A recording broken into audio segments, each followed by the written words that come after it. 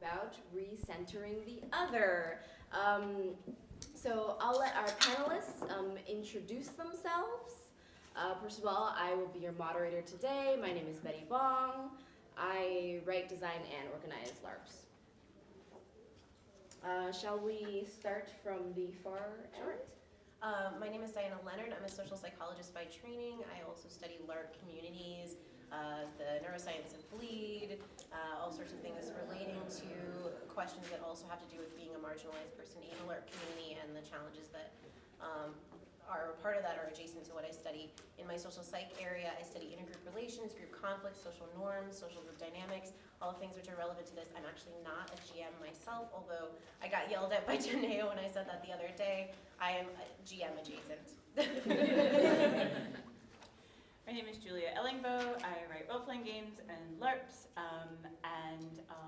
by day I'm a human resources manager and a communications specialist for a social change nonprofit organization, and we're hiring. Yeah, I will pass it on. Okay, I am Kat Jones.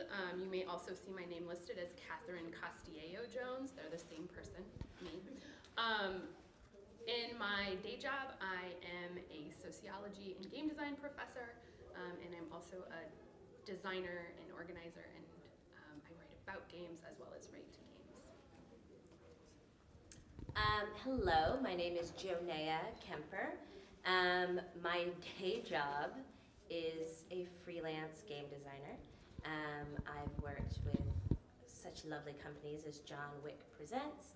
In fact, I am the lead developer for eFree, I'm one of the lead developers for eFree, which is a source book that is based on African culture, and it has been really, really lovely to do. My work focuses within LARP on intersectionality and identity and exploring yourself through LARP's lens and using neat tools like autoethnography. I also have been told to mention that I've coined the term emancipatory bleed. I tend to not actually mention that that is what I have done, but I have done it. It happened. Hi, I am Abrihette Yawa. This is going to be rather short compared to the other ones, but I write and run games. And my normal job is I make costuming, so not a lot of reality there, but that's it. For cosplay? For professional? Mostly for LARPs. For cosplay, I sell at conventions, Renaissance fairs, those kinds of things. That's amazing. Is it? Yeah, Okay. sorry, not to put you on the spot, but let's talk. Did it really change weather in the last hour? That was easy. Okay. My name is Gabriel de Los Angeles, son of Chief Andy de Los Angeles of the Snoqualmie Nation out in the Pacific Northwest. I'm a PhD in educational psychology over at the University of Washington. A lot of people like to misspell my name. A lot of my work is centered on indigenous communities, obviously. The work that I do is about play and learning across the life course in general. So with the advent of development of games and game systems that adults like us tend to be playing in, play is no longer centered within just K-12 spaces and K through 12 theory. However, the research has not reached that space yet, so my goal is to drive through play and learning across the life course.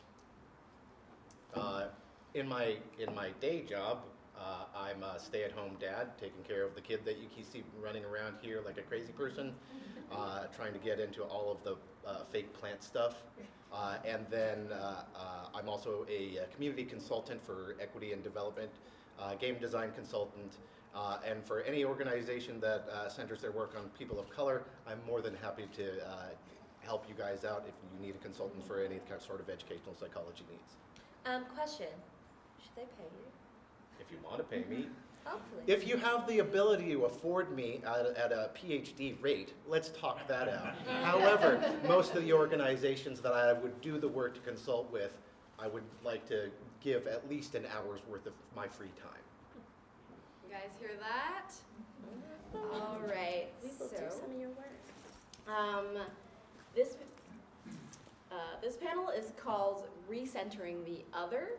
So the first question that I'm going to pose to our panelists is, what does recentering the other mean to you? You can talk about it in the context of being a designer, an organizer, a player, academia, life in general, a creator of artistic works. Anything goes here. Perhaps you'd like to start, Kat, since you and Sure. Julia So, kind of... this panel was the brainchild of discussions that Julia and I have been having leading up to Living Games, and things that we talk a lot about in terms of games and the game community. One of the things that we were sort of talking about, and you can jump in because this is like your story as well, and you said it really well, so I'm gonna... Anyway. And I didn't write it down. I did, I wrote it down this morning. So we were talking a little bit about this idea of having a seat at the table, right? That there's been a lot of talk about diversity, inclusion, accessibility, and what do those things mean? And this idea of more than a seat at the table, right? What does that mean to have more than a seat at the table? And the way that Julia put it was, you can leave a seat open at the table and say, this seat is for you. Or you can stand up, you can offer your hand to the other person, and you can say, come with me. We need you here. And lead them to that seat in the table. And for me, that is what it means to recenter the other. That you don't just leave a seat open for people from marginalized groups, but that you recognize that you need them and you actively bring them into your community. Yeah. So, to piggyback that, consider why we as a community need some, and I'm not going to use the word diversity, need people who don't look like us, who don't believe the same things that we do, whose lives have a different trajectory, and we have different experiences. Why do we need people who aren't just like us? I don't know. Maybe so we can shift our perspective and see that the world isn't just about us.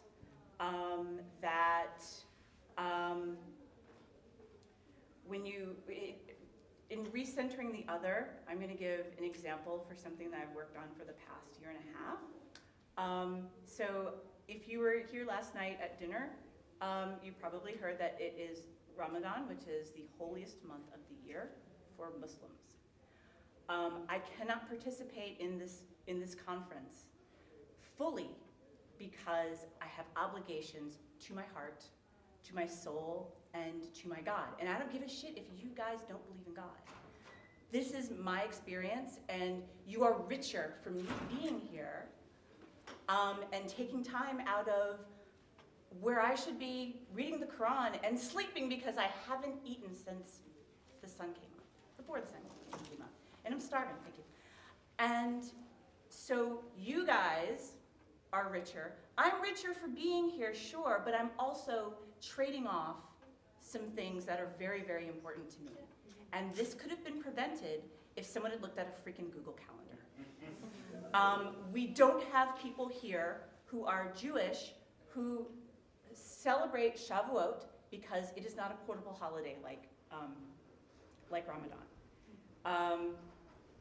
So we will never know why they celebrate Shavuot. We will never know unless I tell you that actually Shavuot and Ramadan are very, very similar. And there are reasons, because the prophet didn't live in a vacuum and saw Jewish people celebrating Shavuot and the Torah being given to them and was like, that's a really good idea.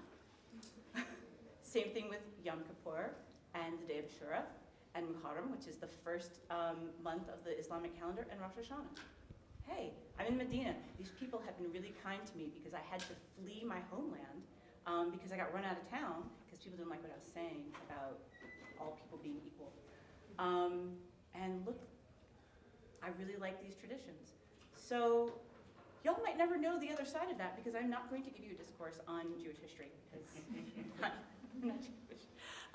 So recentering the other means that, yeah, we sort of open up our space, we pull people in, and we normalize their experiences, and we don't make it an othering thing that you have to ask the community to give more money so that other people can eat dinner at the time that they get to eat dinner, when everybody else gets to eat lunch. And that looked like a really good lunch today, by the way. Bravo. I hope you all enjoyed it. Anyway. Do you mind if I piggyback on you just a little bit? Dovetailing. So, in addition to that, when I think of recentering the other, I think of the word the other. I'm not the other. Okay, I'm not the other. I'm Jonaya. Nice to meet you. But it's also this idea of what we consider normal and what we consider other. And I will say it until my face turns blue. Okay, we consider things normal that aren't, it's socially ingrained in you, right? You are socially ingrained to believe that this is normal. And it's gonna take a long time for us to undo that, but right now we have to work with it, okay? I have to be there in order for you to know the nuances of play and life in the body that I inhabit. Lots of people want to write stories about you, but they don't want to write stories with you. And sometimes, let's be honest, it comes from a good place. Folks are like, I want to write a LARP about this, and wouldn't it be cool? You know, it'd be also cool if you let somebody from that experience write that LARP. Or share in the experience, inviting them to the designing table. Because a lot of people don't think that they can design LARPs. They think that it's some sort of like magical element that can never happen and you can't. No, you can do it. Take 5 minutes. You can write one in the corner right now. Like that idea of it not being accessible to you is a lie. That idea that your body and your story shouldn't be there is a lie. My life is richer for knowing you, and your life is richer for knowing me. And right now, I can't speak for anyone else's religious experience, but I am also Muslim. I am not fasting today. But now you have two different people you know are Muslim. Now think about your ideas of what Islam is. And then look at us and ask us if we fit that idea, okay? I'm also of Jewish descent. Like these ideas that fit in this body, that's a lot, okay? And that means that when I am at this table, when I'm sitting at this panel with these wonderful, amazing panelists, we are all gonna get to share in something richer. I'm gonna learn stuff I didn't know. Yeah, when I think about recentering the other, I think about warm climates, right? So Claude Steele does this research in social psychology talking about something called a chilly climate, the idea that a space can become unsafe. I was just on a panel, attending a panel about safety. Safety isn't just having a medication and being emotionally supported, it's also feeling like your identity is valued, heard, listened to, centered. And that doesn't just mean having a token member on the website, and it doesn't just mean having a quorum of people in the player base. It means having representation in the formal hierarchy of the organization, and perhaps, hopefully, the founding of the community. And if you have to patch that in the back, you have to. But whatever you can do, this allows opportunities for safety over vigilance. When you come into an environment where you feel like I'm the only XYZ, you're on the lookout. And that's a real experience though too, I wanna say, right? Like you're on the lookout and you're feeling unsafe, and that is a harm that's being done. That means you can't get into that creative headspace to play, to connect, to share the really amazing things about yourself. Jonaya touched on this, but I wanna flip it around and say, not being the only one means that you're not the only representation of your group, which means that if you play poorly, everybody's gonna think, well, that type of group doesn't play well. If you have an emotional breakdown, they're gonna think this is why they're having an emotional breakdown. You just are free to be your true and full self, which includes your group identities, and it includes other things about you, all of which is intersectionality, blended together, and complex. And so I'm gonna stop there, but I definitely think that it's a complicated, important thing.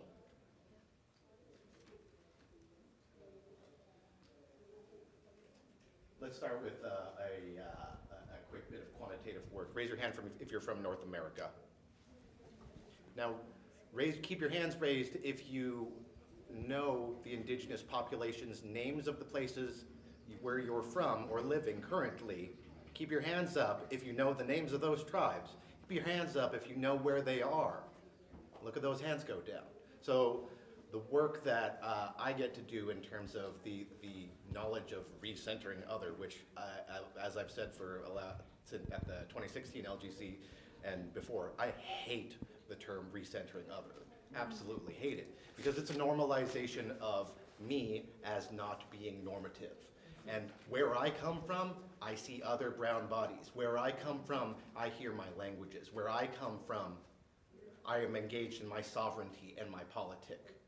And so for me to have to continue to, as always, when I'm not in my space, redefine myself against whiteness irritates me. And I have a hard problem with the single story of Western philosophy that permeates neoliberal spaces that call themselves progressive and still continue to permit whiteness as a based norm and continue to erase identities and histories tied to land and space. Now that's a lot. That's a lot of verbiage, and it sounds like a lot of stuff that's really hard to grapple with. But these are the things that I, as a Native American scholar, have had to do in order to step up my game to stay where I'm at and to belong in a space like this, and to be said, we need to invite people like me into a space like this.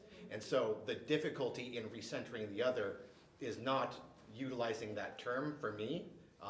However, a lot of the work that I do, and I'll echo out some stuff from a couple years back, was my work is not for you. My work is for my people. My work is for my communities.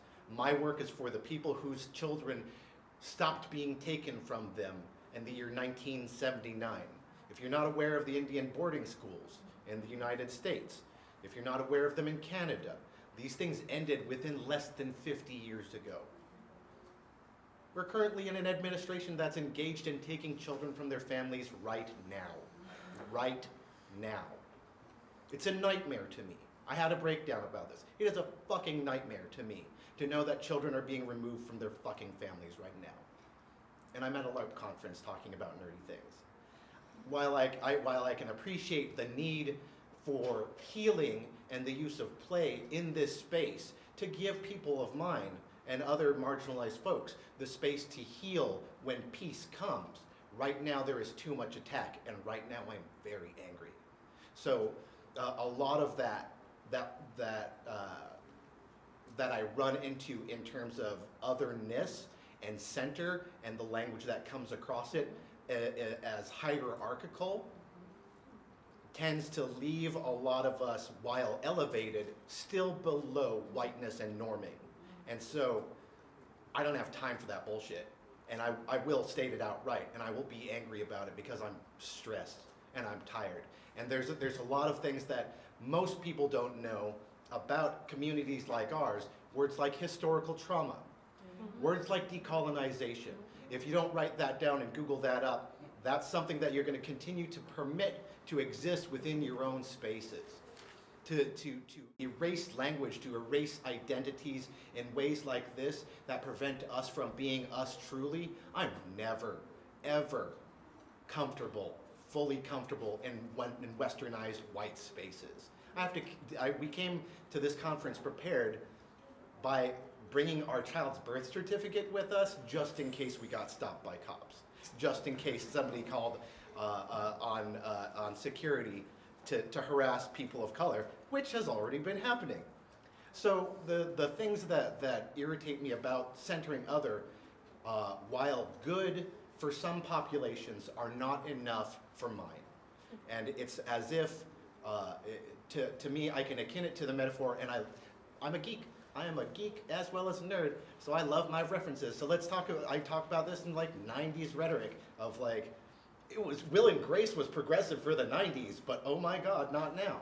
So these kinds of things that we saw that were part of what people continue to perpetuate as good multiculturalism was good in the 90s, and I know the people who created that rhetoric at my university. is not good enough now, and I see that in the way that they continue to engage with people, millennials, or whatever they want to label people as not good enough to participate in these dialogues. So that's my stance. Yeah. Okay. For me, recentering the other is making it about me. I grew up in majority white schools with majority white friends. There was one other black person, 2 towns away from me, but small towns. So I have always been in this space of not being quite like most people. And growing up has kind of been about realizing that, and then realizing that I can center my games, center my thoughts, my conversations about, well, what's that is like for me, without trying to make the people around me uncomfortable. So it's about focusing on myself and focusing on my experience as someone who is usually perceived as other. Wow, so many threads to grab onto from all of your experiences. I am going to just pick one, since we were just talking about space in particular. I wanted to know all of your opinions on spaces within LARP communities, whether they be in-game or out-game or community or virtual spaces, and a lot of the problems you see within them and ways perhaps they can be improved, and just your opinions in general. That's a good one.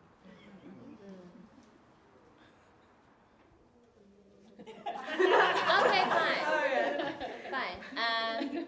So I'm going to talk about spaces because I have like a story for almost every single person on this panel, okay, and how their creation of space has enabled me to be who I am, okay, and it's very important.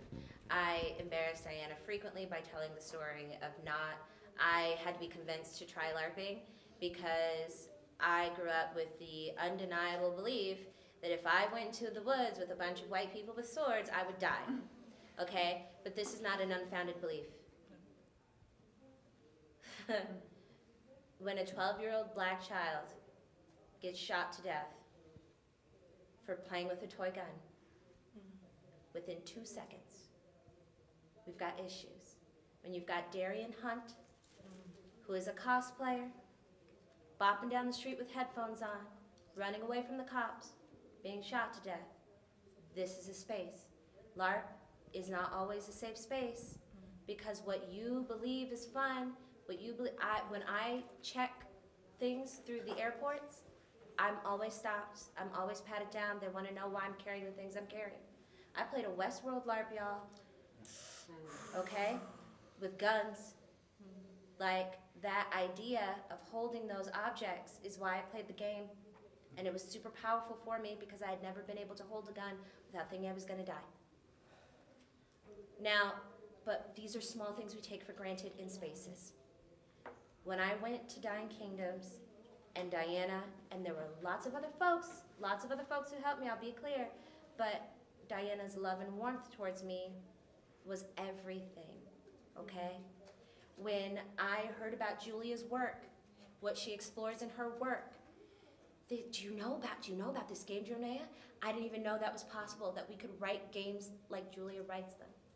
The first person I met at Intercon in a game that I loved and enjoyed was Kat. And Kat's writing is responsible for giving me some of the best player experiences because she made the safe, welcoming, and safe for me. At Fortune and Felicity, seeing Betty show up, y'all, I was in Sweden. I was so scared. It was like a Pride and Prejudice larp. I'm like, it's just gonna be me and my friend Ina, and then, what? Yes. But also being able to play closely with you and talk to you, like that is important. Being in a space with others, but also being able to just play and feel like you have others back. The droid auction. You're talking about Afrofuturism. You're talking about Janelle Monáe, who's out here making spaces and smashing binaries and doing these things, and it's radical work. And then anything that ever comes out of your mouth. Have you talked to Gabriel? Have you thought about it? Have you heard what he has to say? Like that is important. Like those, when I think of space and what I need from a space, I need a space in which I don't think I'm about to die. Like, we need to be so serious because I want to play and I want to have a good time. But if I think that I'm about to be stopped at that park, I need somebody who's going to come down and be like, my whiteness is a shield, but I also need someone to go further than that and say, here's the space you need to survive in life and in pretend. Say something slightly jumping off of that because it's Do you want to use the microphone really quiet? This one is Sorry. like basically dead. It's on. It's Okay, on. I will okay. speak up then. I'm sorry, I Okay. bumped you. Particularly about space, physical space, and public space. To start with an example, I was playing a LARP earlier this week, and it was in a public space. And I didn't quite realize that when I was signing up, which is fine. But I was playing and I was having fun, and then I was sitting alone, and I saw this white woman looking at me because I was dressed really strangely. And nothing came of it. But when I saw her, my immediate thought was, is she gonna call the cops on me? Because it takes less than that to call the cops on a black person. I think this month has been really good to show us that. Yeah. But it's always been like that, though. Yeah. This is what folks don't understand. We now have portable computers in our pockets, so we can be like, look, I'm just going to record this and put it on the internet. But that was happening to me when I was 12. I've played in a lot of boffer LARPs. Played in boffer LARPs with Nerf guns. One of the campsites we're at is also kind of like the public park for people. So these people walking by, riding their horses by, and I'm sitting there with my Nerf gun being like, shit, is this going to be the point where it turns violent? And the organizers of these games are generally white because LARPing is 92% white according to surveys. And I don't feel comfortable bringing that up to them. I think they're going to be like, no, it's not a problem, or I don't see it. Because some of them have been. I don't have the level of trust to say that this space is a problem. Which means that if I get worried, I'm just not going to show up. So that is a thing I think people really need to keep in mind is just because no one has said it is a problem does not mean it is a problem. And for a lot of us who are worried about our own safety, we will just back away before we will bring it up with you. So for white people, wants to be the problem. yeah. For the white people in the audience, think about that when you design your games. Realize that we are not necessarily going to automatically trust you. I want to say, when we do say, hey, you've got a problem here, we often become the problem. We get pegged as being the problem. If you're a black woman, angry black woman. Yep. And we can use that to our advantage. But if everywhere I go, I'm considered the angry black woman. I'm the smiliest person you will ever meet. Okay, just to get that out of the way. I rarely don't smile, even when I'm telling you to screw up. But I mean, I had some apprehension because I had kind of made a stink about wanting to eat in the evening. I knew I pissed some people off. And so coming here, I was really, really apprehensive. Because to me, I was just like, you know what? I just don't want this to happen to anyone ever again. Like, it's not really about me. I can go to McDonald's and get some French fries at 8 o'clock at night. but I don't want someone else to come into a space and feel so othered from the very beginning, just by saying, hey guys, could you just take a look at this from a different perspective and maybe make some space?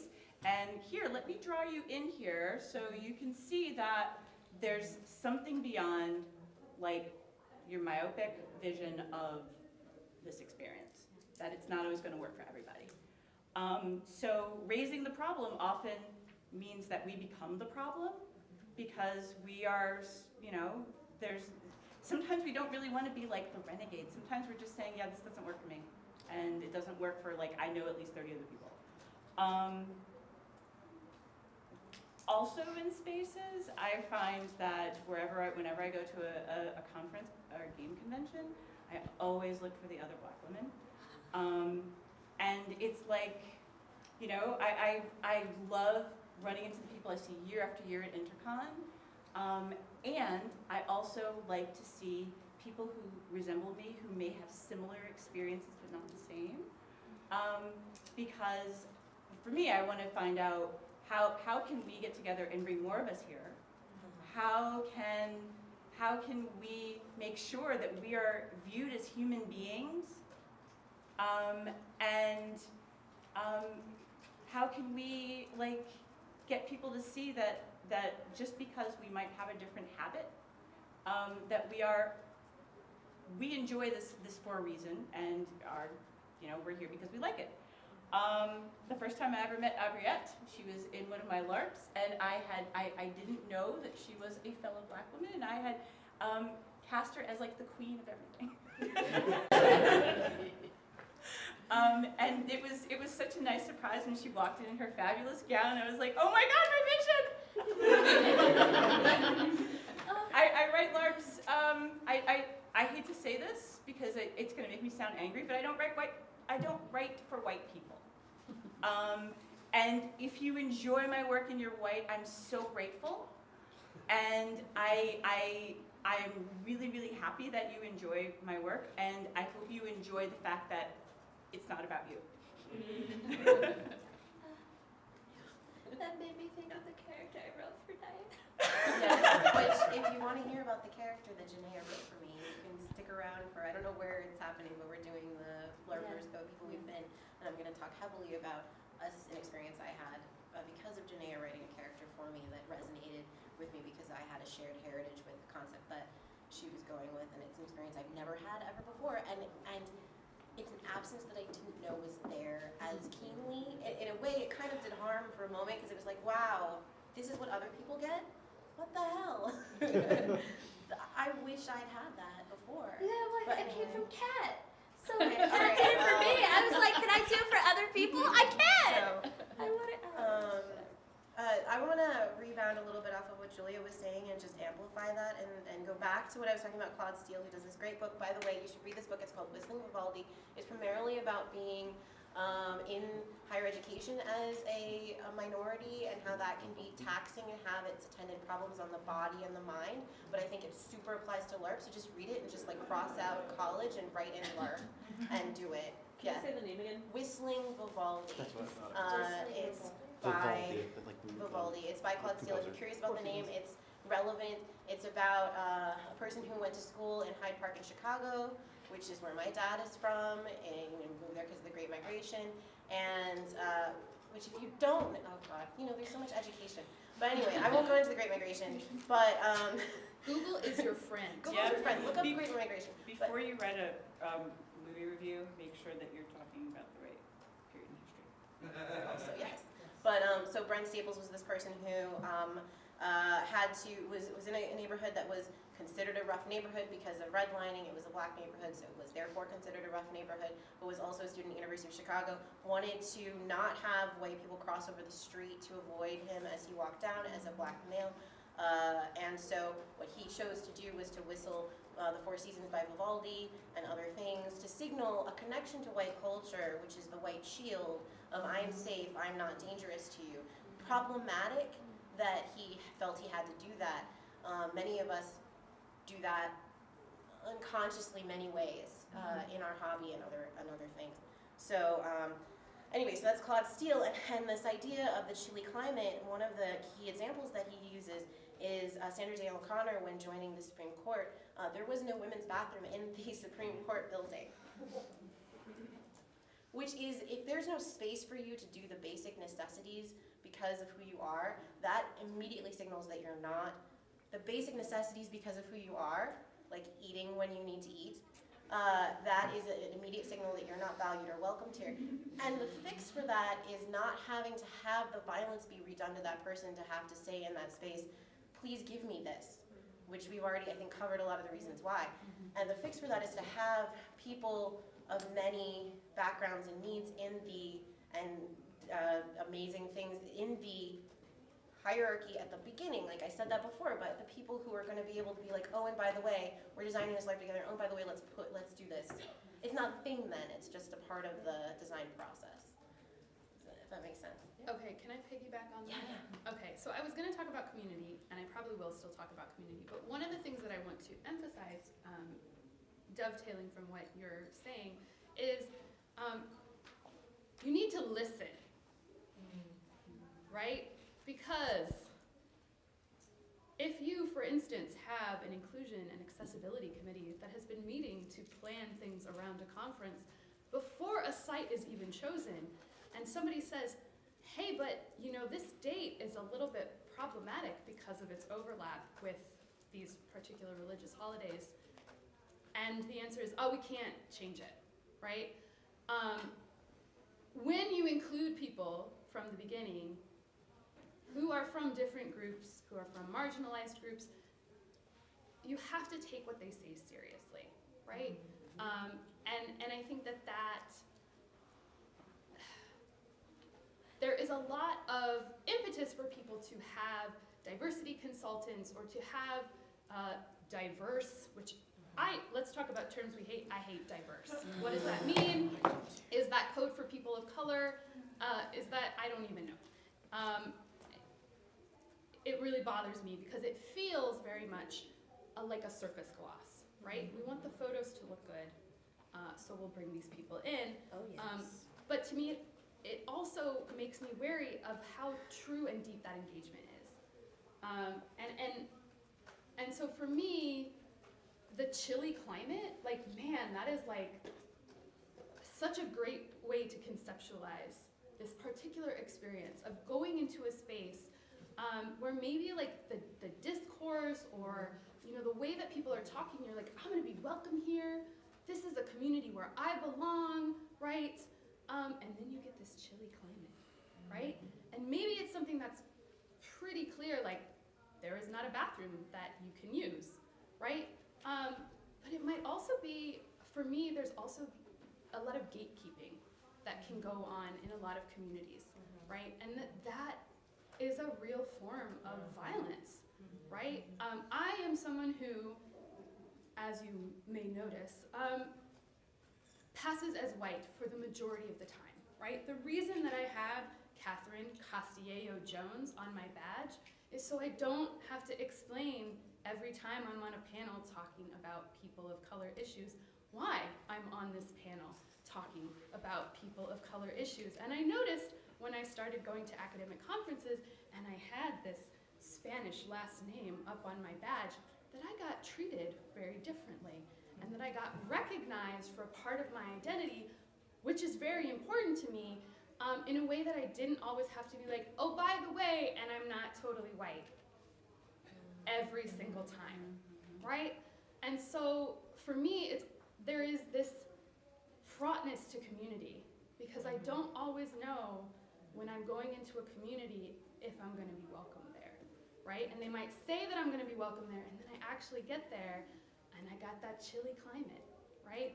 And again, sometimes it's not anything as visible as you know, not having a bathroom, but it might be how you define who gets to belong to that community or not, right?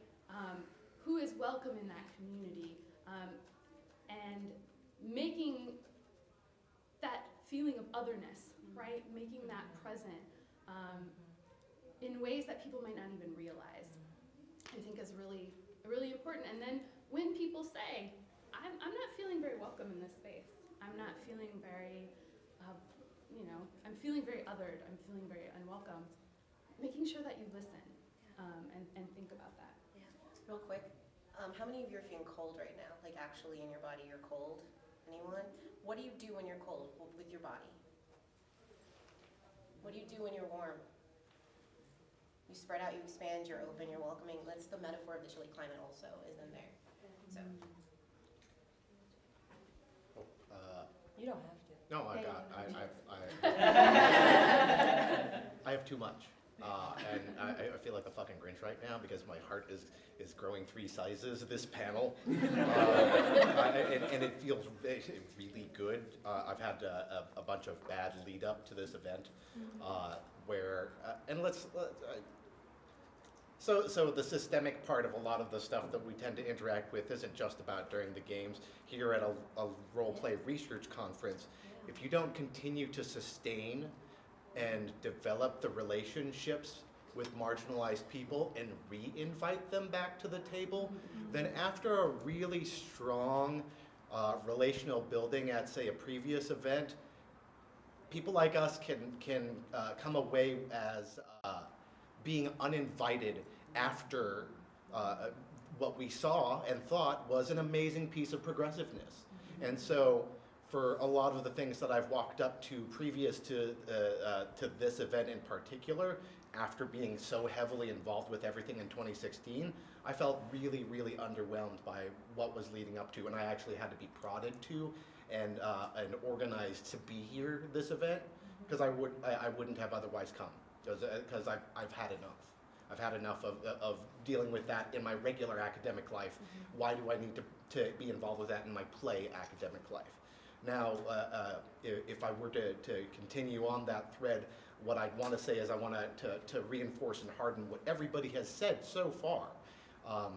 However, I'm at a point where I need to come to balance in this space and talk about the resilience of space that this kind of work can engender for us as marginalized populations. And so the work that I do specific to Native communities is about bringing in their own culture and genesis, our creation stories, into those spaces so that we can play in our own spaces and in our own heritage. And that's not something that gets easily done for a person of color, because what are the majority of, let's say, intellectual properties that people want to play in? And by all means, I'll fucking play in them because I love me some Marvel movies. I love me some IPs where I get to play in video games and like to dive. I want to be in a Doctor Who LARP. Why not?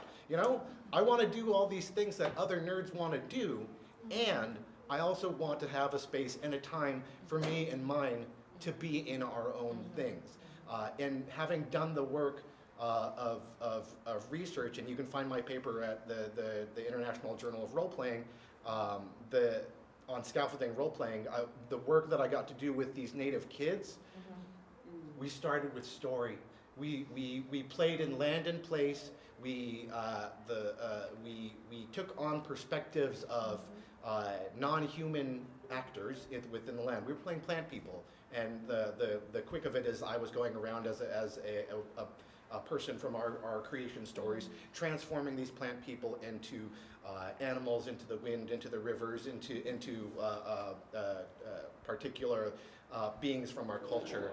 And the things that I saw come up out of that enactment were young people who were creating and living an ecosystem, but also able to examine and play from grain sizes as small as spores to all the way to full-sized, full adult animals, and all these other experiences that they knew would have an effect on other players' games. And so they would go out, like there was one kid at one other game where I transformed them into a river, and I watched them just start singing and running down this pathway, and a bunch of other kids took up forms of salmon and went along with that river. So those moments that were heartening to me as a researcher, as an Indigenous person, were particularly important for those kids that afterwards, even after the play was over, started taking up the names from their own stories and becoming and playing in those things instead of playing Lava Monster, which we were wont to do at the playground. So like there are moments where generic, open, white, Western play was appropriate, but then the times where we were centered in our own design, into our own space, these young people came to life, and to life in ways that aren't going to be visible to non-natives, and it wouldn't be right for that to be exposed in that manner. These were their stories, their times, and that. But what came out of it was resilience, and the importance of holding on to themselves and their own identities as center, which I've walked away from most games in the last couple of years now, because I can't find myself in the same colonial bullshit stories over and over and over again. You know, I don't mind the old cops and robbers games, but you know, at a certain point, how about a little decolonization of your storylines? How about something where it isn't about oppression? How about stop making fucking slavery a part of your storylines? Come on. So, you know. Or at least allow me to burn down the plantation. Sure. and so the whether or not you're talking about historical racism in the part of fantasy games that are based upon the works of Dungeons and Dragons, which center race as a part of their mechanics, or are descended from J.R.R. Tolkien, who, you know what, I love those movies. I spent 12 hours watching all 3 of them over again. Come on. It doesn't mean that I want to relive the continued racism that pervades all of those ideas and dynamics. But also within science fiction, where we choose to find different monsters, sometimes us, the examination of those monsters, allowing us to take a look at where we're going in while transhumanism is a nice idea, I find that it is also a continued pathway for the evolution of whiteness to take place, and for the evolution of black and brown bodies to be a part of what it could be, the development of technologies in ways that would be masterful and allowing for our own cultures to be a part of those spaces. And so as you can see, and if you're paying attention to a lot of threads that I'm trying to pull up and wrap around my hand right now, there's a lot of stuff in the meta of even in this event and organization that I'm also sad about, but participating in because others wanted me to. And so it's good for some things, and yet oftentimes when I'm working with the Western spaces that I have to, I end up having to treat whiteness and Westernness as broken stairs and step over them and be okay with doing what they're doing, because they're not going to listen to me in the first place if I sit down and start needling at them in that moment. But when we're given a space like this to center and talk, then I can at least, you know, go on like the educator that I think I am. Can I very quickly put this into an international context? Definitely. Super quickly. So I've been super privileged because I've studied at NYU. NYU has given me grants several times to go abroad and do LARPs that would not normally be accessible to North American players, especially North American players of color, which means that I have done LARPs that are considered actually Nordic LARPs, and LARPs that we think are Nordic LARPs, but may not be Nordic LARPs. There's very confusing. Anyway, the point is that you know that there are players of color who are in Scandinavian countries. We need to talk about, when we think of who is a player of color, what that means, because we have folks out there who are of color who are alone in their communities, okay? And they're fighting by themselves, just at a basis that we in North America, we have been talking about racial issues for so long that like everyone has some sort of a basis, kind of. We could maybe find a space, but there are people who are starting at ground zero, and they are the only person of color in their entire LARP community. And they're receiving like deep hatred and like things that they have 2 choices. They can be silent or they can LARP. I mean, like, that you don't have a choice. So when we think about spaces, we must think about those international spaces in which players in other countries look like the folks on this panel, but may speak a completely different language than you, and they have different ideas. And it's important to keep the spaces where they are at open, because none of us are a monolith, okay? There are even people on this panel who may say, well, I identify this way, but I also identify with this, and that's okay. You're allowed to do that.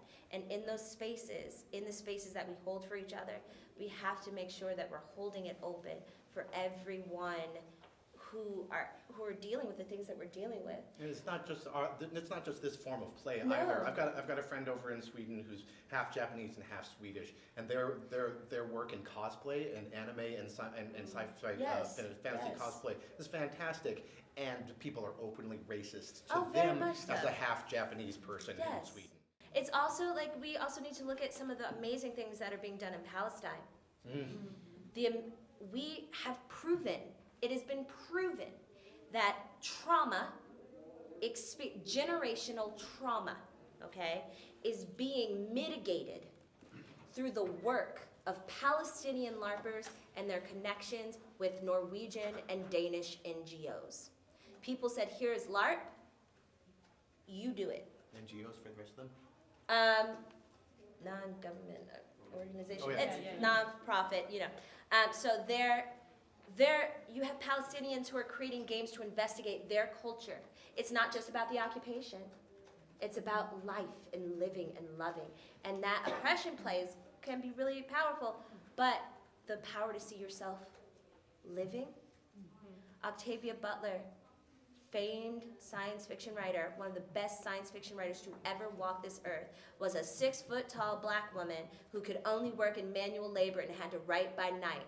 When she was a child, she held a pink notebook to her chest and hoped that people wouldn't make fun of her, because all she wanted to do was write people who looked like her into the future, because they were not getting there. There are more Octavia Butlers. I'm done. I'm sorry about it. No, don't apologize for anything. If anyone else wants to piggyback onto this, feel free. I might want to talk a little bit about online spaces for play and how that can be problematic. I just have one quick thing to bring up, which is the idea that it's super exciting when we all get together in our online Facebook group spaces and try to get excited about our characters in between games. And just, I find it to be really disheartening when people are not conscious about the ways in which they do that alienates people of color. In particular, I don't know if you've had this trend of sort of the face maker apps or the cartoon your character apps that, does anybody have any idea of what I'm talking about? I know what you're talking Okay. about. Yeah, so these apps will take your character, maybe take a photo of you, and turn it into a idealized, You mean a quote-unquote, white- white version of your character. So like it like cartoonizes or animeizes your character, and lots of people will do this for other people without asking because they're excited.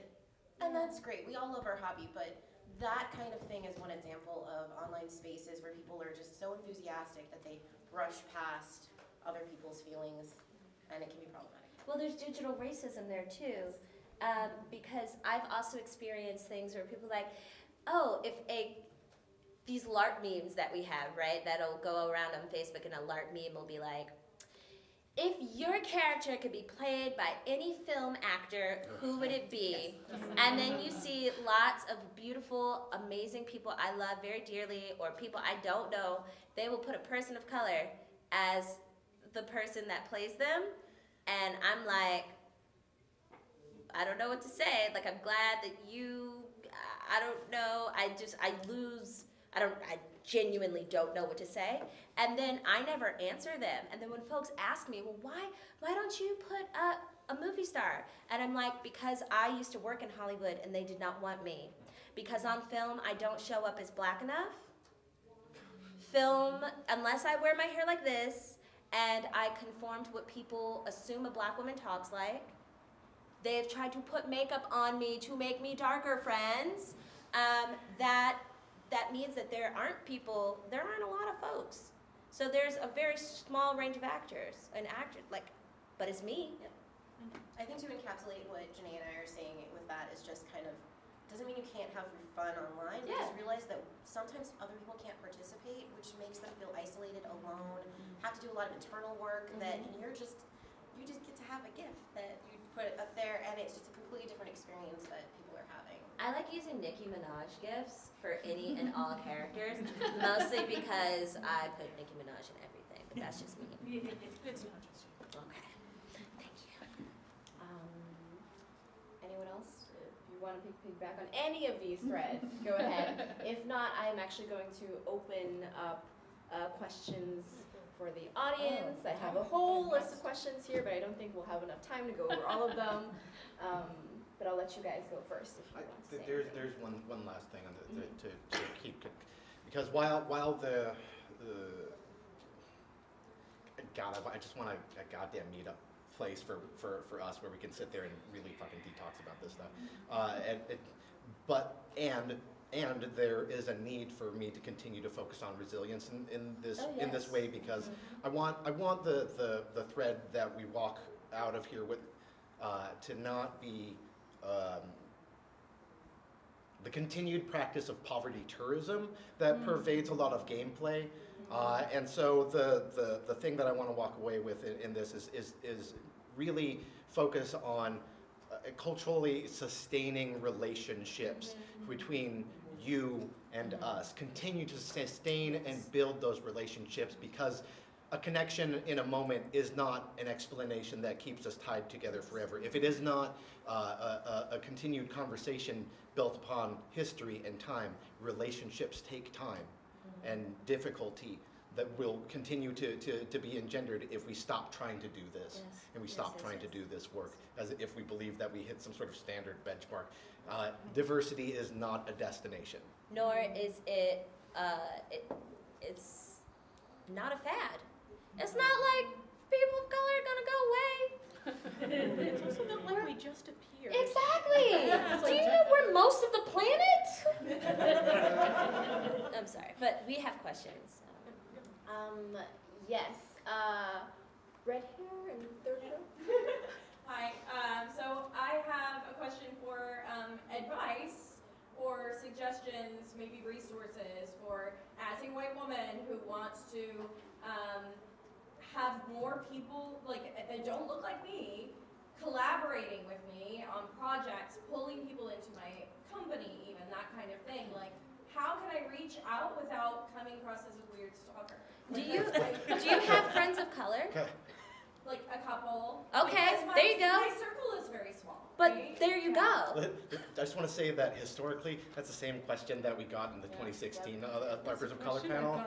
Every Yeah, I always get that question. I But also it's expect not- everybody's gonna ask. It's not an indictment against you, but if you've got friends of color and they are LARPing alongside you, well, there's your collaborator right there. Right. I mean, if you're not all, the problem is that to be like an organization like this, like Living Games Conference, to be open to people of color and marginalized peoples and families is not the same thing as actually inviting them in to do the work. Right. So you have to get out there with your hat in hand and actually ask people and not be embarrassed about it. Yeah. And when you are embarrassed about it, because you will put your foot in your mouth, Yeah.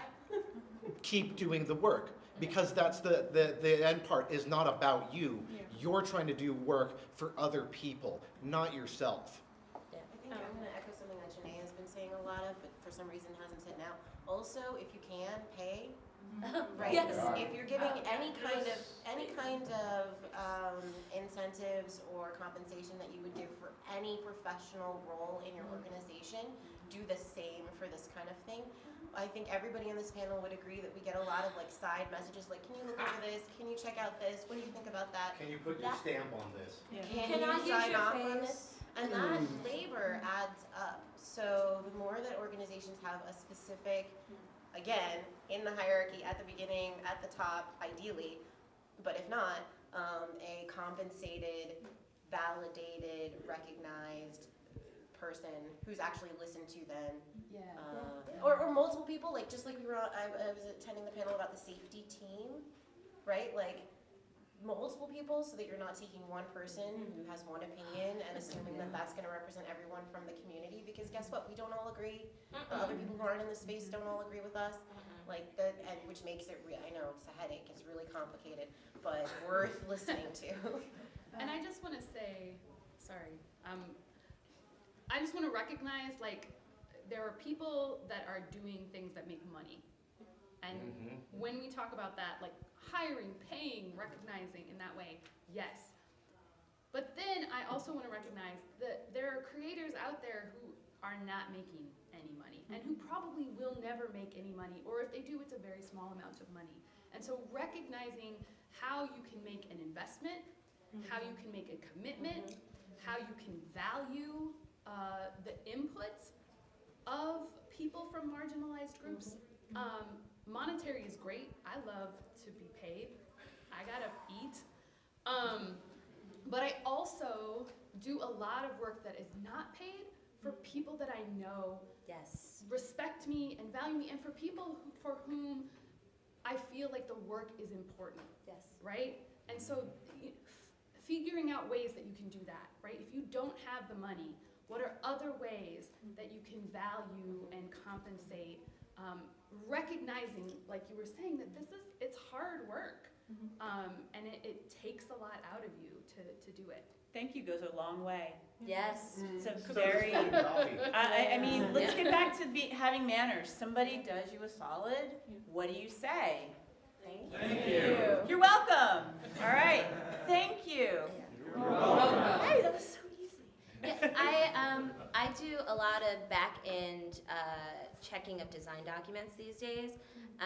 One of my favorite beautiful surprises was a lot of my friends work with the Avalon company, which is in the UK, but their creators are a bunch of different places.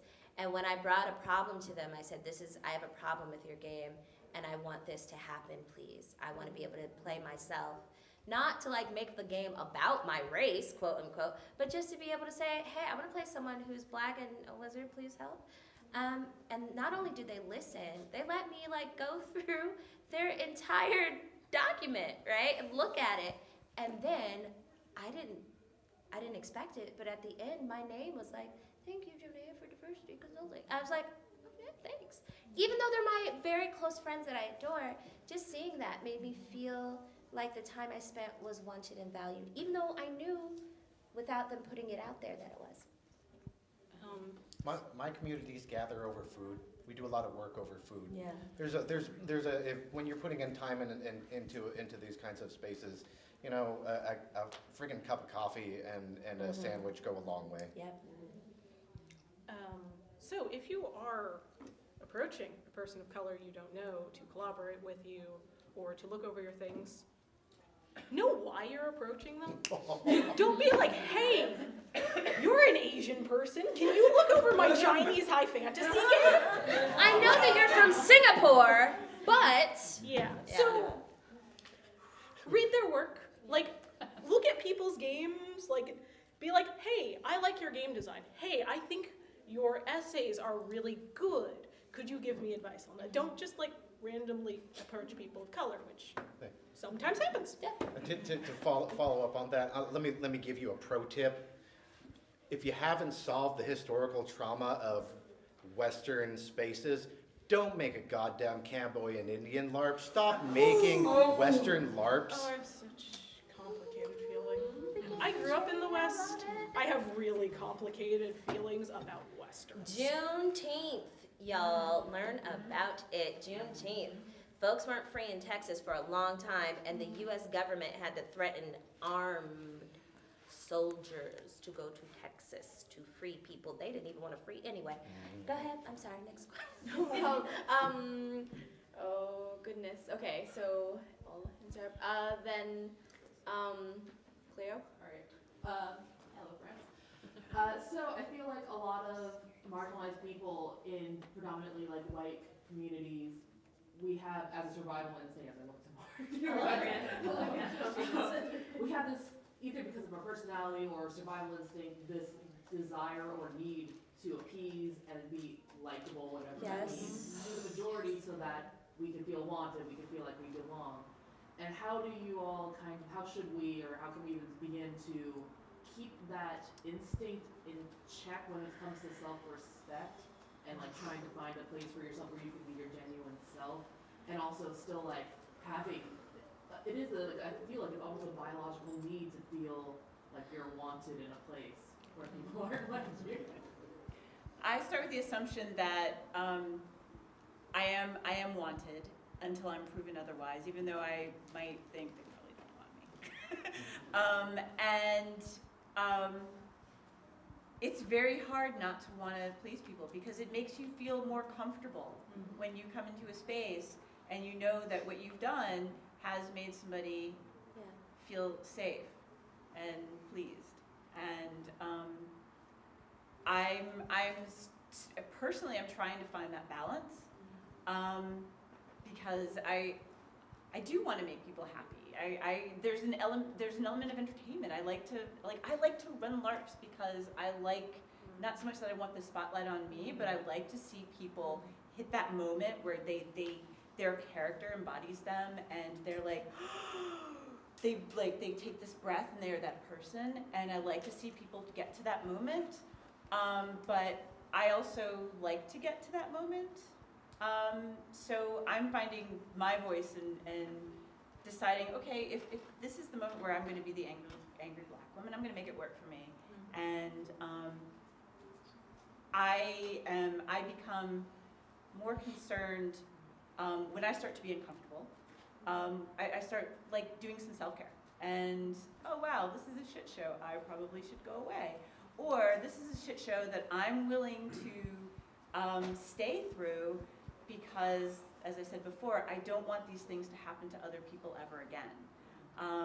So I know too that if I go in with the intention of just not making waves, that's going to keep people happy, then that's not going to get achieve my goal of making it safe for other people. So I think you just have to find a balance. And I think too, I come at this work believing really wholeheartedly that everybody's going to benefit. So this is, and it's going to make us all stronger and smarter and prettier and happier and more together. It's going to make our community stronger. And when we have external forces coming to try to tear down our community, or there are internal forces trying to tear down our community, we're going to be better for it because we maybe had that uncomfortable moment and moved past it, holding on to it still because we don't want to go there anymore. Yeah. So it's just that we take the attitude that this is going to be good for everyone. We may have to make some compromises, but we have to sort of define in ourselves where that hard stop for the compromise is. Does that answer your question? I'd like to also jump in on that and get like super personal and super deep real quick. The first time I wrote an essay about the way I was feeling in the LARP community, it was called We All Want to Play, and it was shared a lot. And it got me hate mail. I got people telling me that I was disgusting. I got so much hatred from people who I thought loved me, okay? And I remember the way I was taught to speak, the way I was taught to compose myself, how I must have my hair straightened, how I must wear exactly the perfect things, how I must speak eloquently and with complete diction so that everyone may understand me. And in the back of my mind, I heard Audre Lorde. Your silence will not protect you. You can be everything they want. You can be exactly, and this goes for some of y'all who are not people of color. You can be everything they tell you you must be, and they will still murder you. They will still come for you. And I've been that loud person, but I didn't used to be. Through LARP, I became this person. Y'all didn't know me in 2007. But if you did, you would have seen me desperately trying to be loud. I lost all my friends. I lost a community. And even now, there are people who don't want to work with me because they know that even if you're my friend, I'll look you in the face and say, no, this is not what's happening. And it's scary because I love these people and I love the community. But the truth is, I can't conform. When I go to a LARP, for me, my personal decision is my blackness will not be erased. If I go to your historical LARP, guess what? This hair was grown out of somebody's head in 1815, y'all, and it looked fantastic, okay? But even the way I dress, the way I speak, I code switch all the time, even while I'm talking to you right now, because I can, but also because I want someone to hear me and say that they can use that voice. And no matter what background you're from, I think we need to really internalize that. Your silence will not protect you, but more than that, there is one more. I am deliberate and unafraid. You must be deliberate in your actions. And when they come for you, even if you are in the pit of your heart afraid, know that you are doing something more powerful than you can ever think. Imagination. It's a hell of a thing, y'all. Last question. Third row peek here. Yes, that's you. Well, I guess first I just want to say thank you. I had a lot of feels, and it's probably not super easy to do what you did, so good job. But my question was, I'm super okay with the idea that like some things are just not for me, and like that's fine. So I guess I was kind of wondering, but then I also like think that like the game that you were, the style of play that was like really good for like your kids group, like it's good for other children to learn how to play like that. Maybe not with that group, like, but then also maybe it's just like not, you know, like a classroom of white children to also like learn how to connect with nature in that way separately. But maybe that's not, maybe it's always should just be for them, and you never try to take that game out of that context to try to teach someone else how to like empathize. So I'm just wondering which, I can see it going both ways. So here it is. These are similar questions that have hit us at academic research spaces. So context matters. Context matters. Context matters. Location matters. Space design matters. Character design matters. These relationships that you have to your space and your community matter. Your history matters. We do this because we are centering ourselves in our own history. So if you're trying to ask, how do you do this for white kids?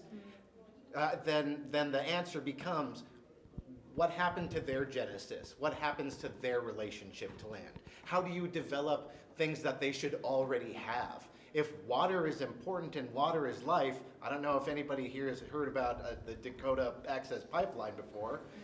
These kinds of things occur because we lack relationships to land and water.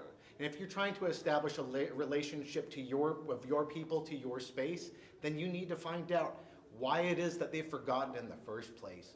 What is it about that what you're not teaching and what you're addressing can be brought back in from your own histories? How were you taught it? You know what, I'm not Christian. I love talking to other Christians about their spirituality because I want to say, if you find solace in your spirituality and prayer, by all means, do it.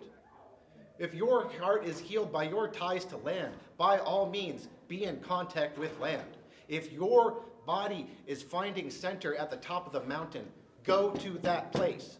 You are from a place. You are indigenous to a place. And if you are stuck in a place because you are diasporic to that place, what is it about indigenous spaces that you can get into to have a relationship with that land and place? You don't have to feel like you don't belong, but you can remember that you got there with a story. Where did you come from? Who brought you there? And if you don't have ties back to that, you've got a lot of thinking and research to do. And you know what? America has a lot of thinking and research to do because that's why we're in the space that we're in right the fuck now. Well, we all do too. It's not bad to write for whiteness, to investigate what whiteness is. There's a great book by Robin DiAngelo, okay? And it's called What Does It Mean to Be White? It is amazing. You should check it out. It talks about internalized racism, how we're socialized. It's a brilliant book. But more than that, there are folks writing games to investigate their own whiteness. Troels Kin Petersen, who is a Danish designer, wrote a LARP called Gargantua. And it is a game about racism. But it is a game that tricks white people into learning about their own internalized racism. And you don't even know it until the middle of the game. I'm just gonna spoil it for you. But like, you don't know it. And I sat down and played with people, 2 people of color and 2 people who weren't. And when everything dawned on the non-people of color and Trolls was in the back like this, like, it's okay to investigate whiteness because that allows you to learn as well. You gotta decolonize yourself. Augusto Boal, who wrote Theater of the Oppressed, please get into it, speaks that you can't liberate anybody until you liberate yourself, because by liberating yourself, you liberate your oppressor, because your oppressor is living under their own oppression. Toxic masculinity hurts who? It hurts people who are aware that, you see what I mean? But in order to combat that, you gotta think about it, you gotta write about it, and it's gotta come from outside in. I can't liberate everybody, I can only liberate myself, but in liberating myself, I liberate you. You see? I mean, that's how I go, but. All right, so everyone, we have run over time. There's a lot to talk about. Sorry, y'all. No, please don't say sorry anymore. Thank you. Anyone would like to have a last word? Otherwise, I think we should thank all of our wonderful, wonderful panelists.